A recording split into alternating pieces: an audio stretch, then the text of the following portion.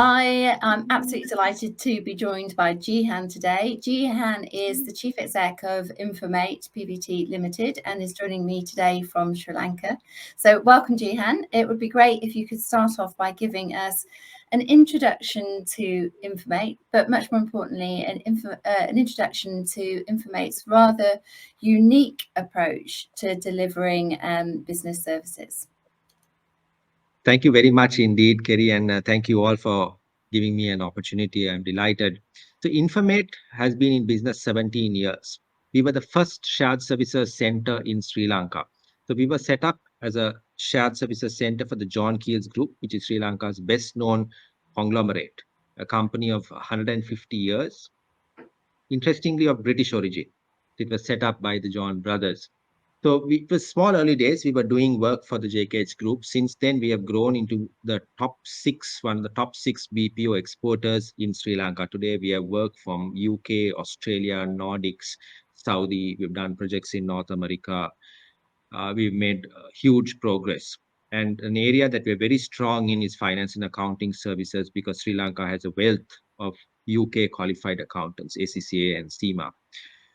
And the area that I would like to speak on, impact sourcing, had small beginnings. We were approached many years ago by a charity talking about this small village in the north central province of Sri Lanka, where because of the pioneering work of a few individuals, they had a fantastic pool of youth trained on English and IT. And they said, this is a resource that you could tap into. The problem is we don't have sustainable work. Can you help them? So we thought, let's give them a try. We gave them access to our SAP servers. We looked at the security. We looked at VPN. We gave them some training in our office in English, started with 2 or 3 resources. And lo and behold, we found their work to be fantastic. Their productivity was great. Their attitude and approach was fantastic. Their quality was good. So we started expanding on that. So our initial goal was purely CSR. We want to help create employment. But then we saw this grow into a sustainable model where this could really help Infomate with access to talent, lower costs, lower attrition, and also help create employment. And today, fast forward 12 to 13 years on, we've got 3 centers. The same center that I talked about in the North Central Province is going strong. It's an agricultural village. Then we worked with another southern village, tsunami affected. They were badly impacted by the tsunami, place called Sinigama. And we also have another center in the war affected north in Jaffna. So these centers have been around for close to about 10 years. Some have done 12, 13 years. We're very proud that we created over 50 rural jobs. 90% of those employed are women. All the heads of each of the units are women. We've also had over 200 staff go through these centers, learn skills, and then move on to good government and private sector jobs. So we are very proud that we came up with a model that was sustainable. It helped us and it helped these rural kids who are extremely talented. They just need to be given an opportunity. And this whole area of impact sourcing, the term was not there then, but today it's really gaining a lot of interest because uh, uh, the companies, particularly in the Western world, are looking to create impact socially.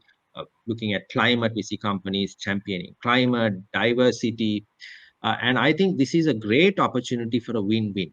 And so I was in the UK talking of this concept in 2018 in the Sri Lankan High Commission. We had a good network of mainly Sri Lankan businesses. And I said, this is how you could help yourselves, access to talent, lower cost, and also help us and create a positive social impact.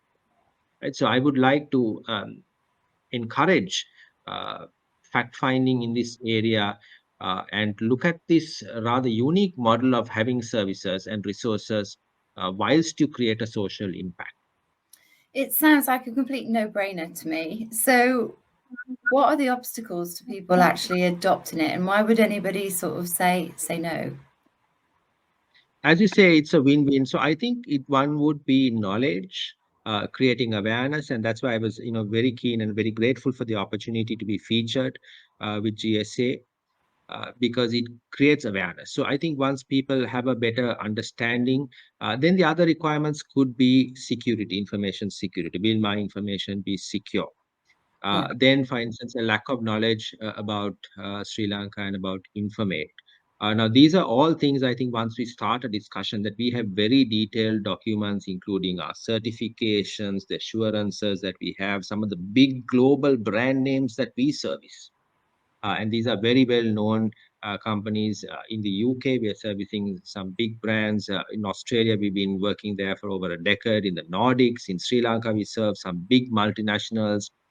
John Keels is a highly respected organization with maybe not military grade but industry grade security protocols. We have a very strong, a lot of rigor on information security. Informate itself is a ISO 27001 certified company. We are compliant with the Data Protection Act. Sri Lanka itself has its own Data Protection Act. So I think they will have a lot of comfort if we start a dialogue. Do please reach out, and we would love to speak to you and to see, there are lots of accounting firms that we've been speaking to of late, and we have representation in the UK, someone to represent down there. And we see a lot of these companies, advertising for 2030 accounting requirements.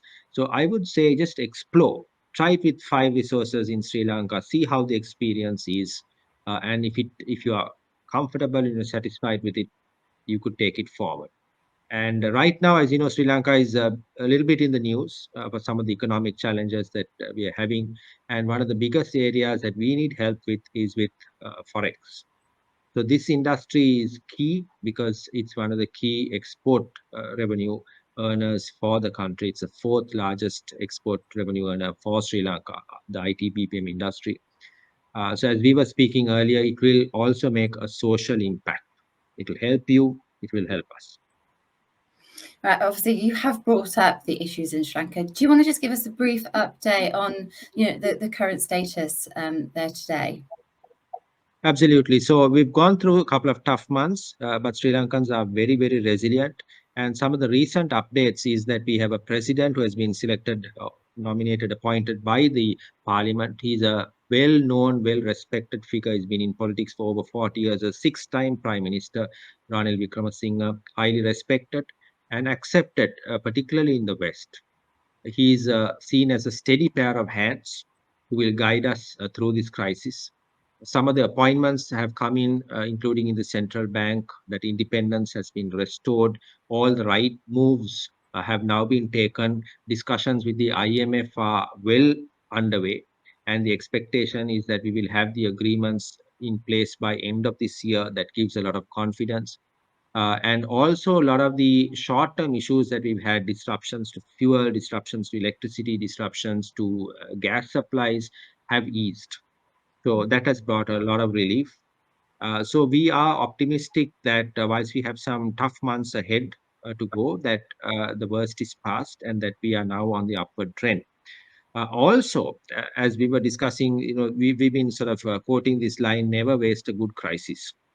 So this has opened the eyes of a lot of people in government, in private sector, that we need some structural reforms. We need to think and do things differently.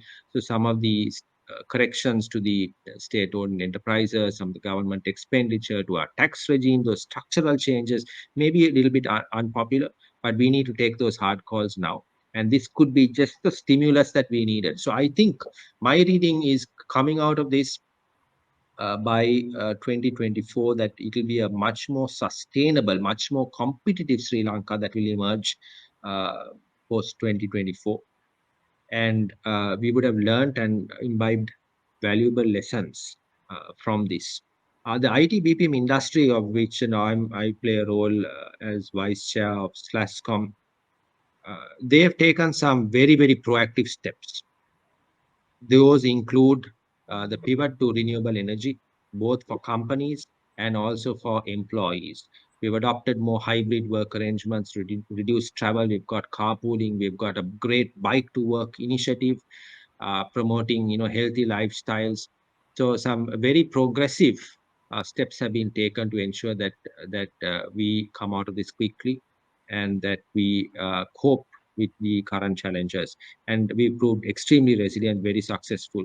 And all our customers, different parts of the world, have confirmed, they feel that our service levels have remained extremely high and in some cases exceed pre-pandemic levels.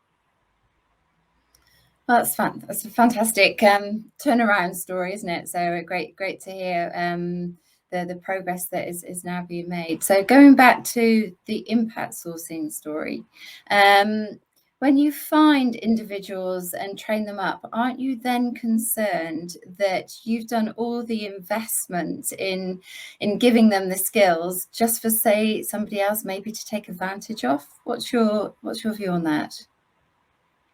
So we found that traditionally, when you go regionally and away from the business capital, which is Colombo, the attrition rates are much lower.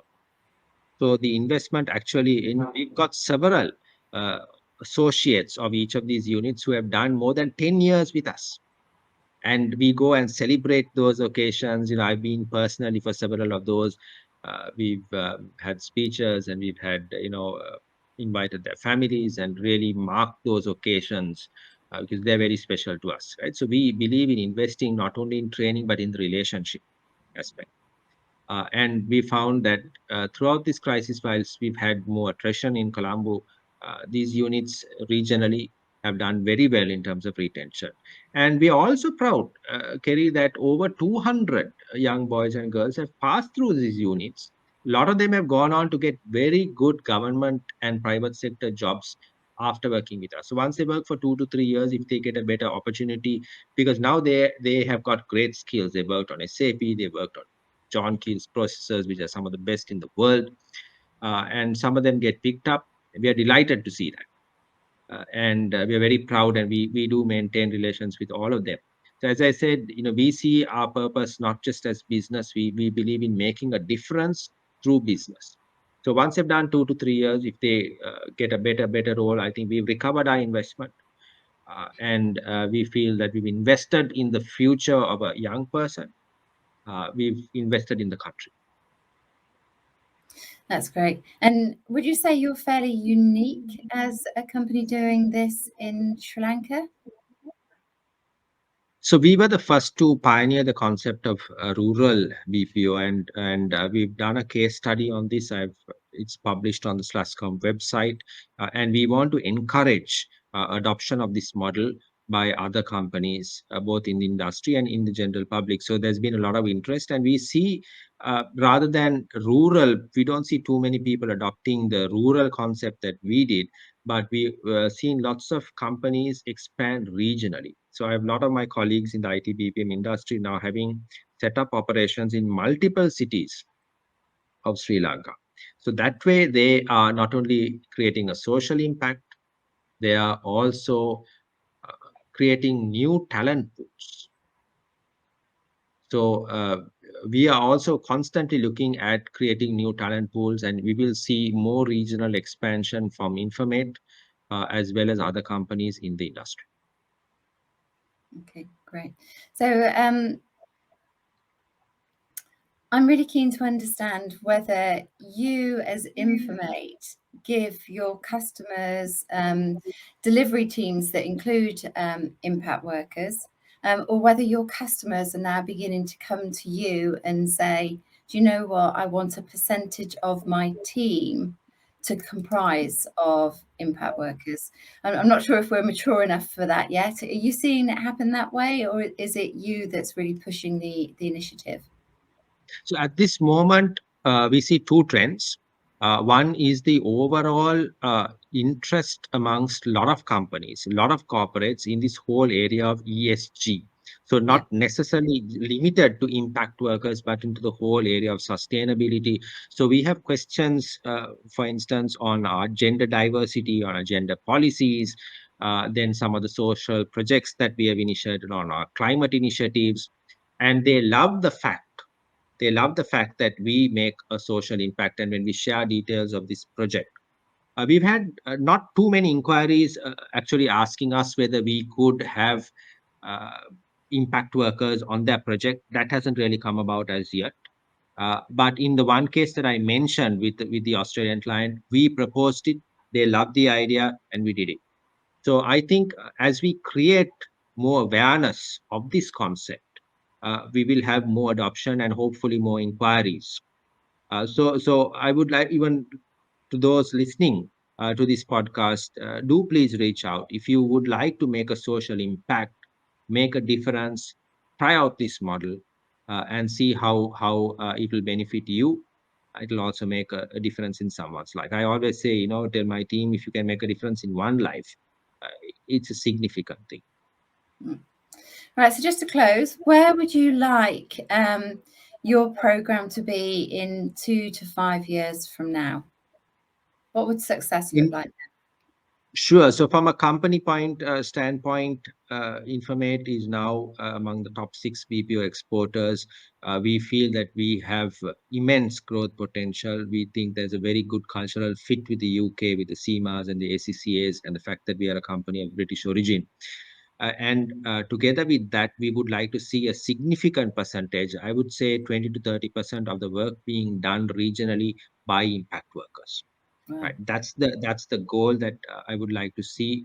And we think that they have the talent, and right now we want to proactively start working. In fact, I was talking to my representative in the UK, and we've just started process working with the Jaffna University, where we want to start training impact workers now, so that we are ready to support this. So giving them the soft skills, and some of the, they have the good technical skills. I think the soft skills aspect needs a little bit of work. So we want to proactively start working so that we are ready to support this. No, absolutely. The time is absolutely right. So, the UK launched a Social Value Act. The whole focus on social procurement is really, really gathering pace. So I really hope, to see, the figures that you're predicting, 20% plus being, impact workers delivering technology and business services back into the UK being an achievable target. So I applaud the work that you're doing at Infomate, and I do encourage everybody to get in touch and see how they could collaborate and partner with you to make a difference to their businesses and to make a difference to people's lives. So thank you very much for joining me today, Jehan. Thank you, Kerry, and thank you to all at GSA. It's been an absolute privilege, and I look forward to working with you.